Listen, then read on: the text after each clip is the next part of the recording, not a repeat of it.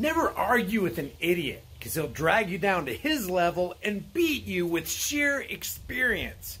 The genesis of rope-a-dope.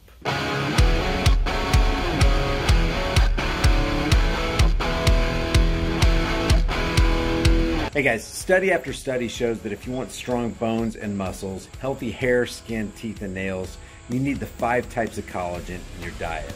I get mine from BioTrust. I've got a link in the description with a massive discount, and it'll tell you all about it. I thought this was interesting. This is Hex founder Richard Hart talking to reportedly deceased John McAfee. Listen to what they're talking about here. So they know what you're searching for. They know where you physically are because they own Android. And if they didn't own Android, they own the Google searches and they own the Google Maps. And they own Fitbit, so they know your heart rate. So they know when you're looking for porn, what porn you're watching, and when you catch your nut. This is not... And then after they do all of that, they still give you shitty untargeted ads anyway. So, yeah. So you do a search for a humidifier and you buy one, and now they show you humidifiers for the next 6 months like you're collecting the fucking things like you need to. There's probably a reason for that. I imagine there's a rhyme or reason for that, because they don't specifically target you every single time for every little thing you do. They want to give you the illusion that, oh, this is just coincidence. If every time, you know, let's say they do have you tracked and monitored and traced, and they have your pulse rate, your heart rate, and everything on this Fitbit or whatever. What if every single time they targeted you specifically and nothing ever looked random, nothing ever looked coincidental? People would be like, hey, I'm unplugging from the system. This is just a little bit creepy. Like, for example, have you ever been talking to one of your loved ones in your house, or just had a casual conversation with your friends, and maybe 5-10 minutes later, you're driving down the road, and then you get to your destination, and you pull up your phone, and all of a sudden, the very thing that you talked with your friend or your family member or your loved one about appears on your screen? What if that happened every single time? You'd be like, that's it. I'm unplugged. Microphone. I don't want any microphones around me. I don't want any video cameras. I don't want my laptop. I don't want a smartphone.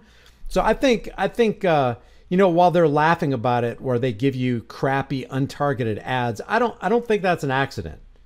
I think the reason they give you these things, like if you bought a humidifier 6 months ago and they act like you're collecting them, I think it's made to look random. 10 of them. It just doesn't make any sense. It does make sense if you think about the art of deception. I think I'm going to enjoy this. Have you guys ever heard of the term rope-a-dope? Rope-a-dope? Does anybody know what rope-a-dope means? Rope-a-dope is supposedly a phrase that was coined from this Ali George Foreman fight, where Ali's strategy was to draw George Foreman into the corner and just have him wear himself out, so that this is actually an interesting fight. This is only 1 minute and 42 seconds long, but this is an example of rope-a-dope. And later, George Foreman admitted that he was the dope that got roped. Watch this. Oops. Wait a second. I got this at half speed. We might do it half speed. It could be Ali Frazier, but a lot of people were saying that it was from Ali Foreman. Check this out. Yeah, playing possum. Let your adversary wear themselves out. It's when I've heard it lately. I've heard it a lot lately. Actually, rope-a-dope is in reference to basically feeding the trolls. The trolls are there to waste your time, to get you to divert your attention and your energies on them, so that they can bring. It's like, what did Mark Twain say? Don't argue with an idiot, because he will take you down to his level and beat you with experience. That's rope-a-dope. To say the least, these punches are not. Look at Foreman. Foreman can barely. He's so worn out. He can barely throw a punch. Try to pull a sneaky right hand on Ali. And the whole time, Ali is meaning to do this. Ali hanging on, getting away with it. The left hand. Ali's just letting himself be a punching bag. The left hook again on the side of the gloves. Right hand by Foreman was not effective. The right uppercut did bounce the head a little bit. His punches will not hurt Ali. Ali just takes him, protecting his face. This is so interesting how worn out George Foreman is, if fights like this aren't fixed. All times does Ali.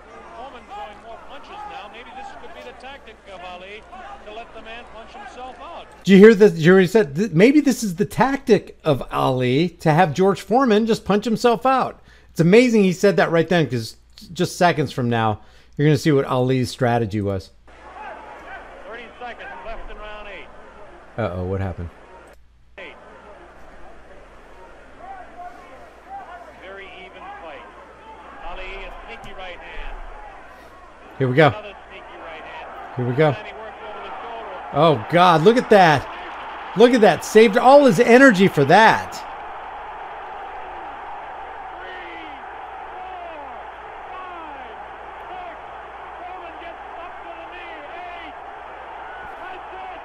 The fight is stopped. Later, George Foreman says, I was the dope that got roped. Let's look at this. Let's look at this. We're going to look at it at half speed now. Watch this. This is so masterful. Half speed. Watch this. 1, 2, 3, 4, 5, 6. Watch, he could have done it right. Look, he could have hit him again. And even later, George Foreman said, basically, that's the graciousness of Cassius Clay. He was a gentleman in the ring. He could have unloaded with that right hand, and he chose not to. He could have really, really ended it. Because you never know. You know, this could be just George Foreman stumbling, and he could get back up and then offer some more resistance to Ali, and he could have finished it, but he didn't. Interesting. Look at that. He withheld that right hand. The whole way down, he was targeting him. He targeted him with that right hand, and he just didn't launch it. Bam, bam, bam. Right there. That was it. Look. Oh. He could have, but he didn't. George Foreman down. He couldn't get back up. Let me go ahead and play it in regular speed now. 5, 6. Foreman gets up to the knee. 8. That's it. The fight is stopped. Muhammad Ali, a dramatic 8th-round knockout. He knocks out George Foreman. Look at that. Nobody's caring about social distancing. Nobody has a mask on. They don't care if they got sweat all over them. He has done it. The great man has done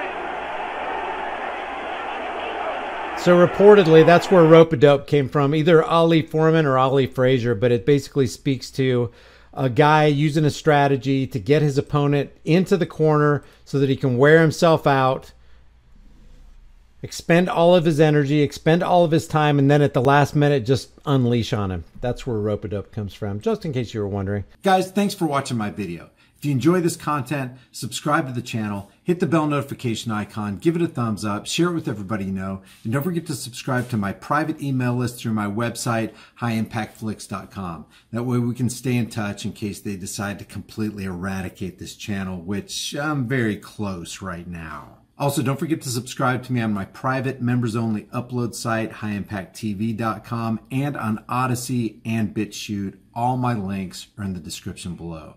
If you want to support this channel further, the Patreon, PayPal, Bitcoin, and Subscribestar links are also in the description. Or grab a hard-hitting, conversation-starting shirt. I'll see you guys in the next heavily censored, shadow banned, 100% demonetized video.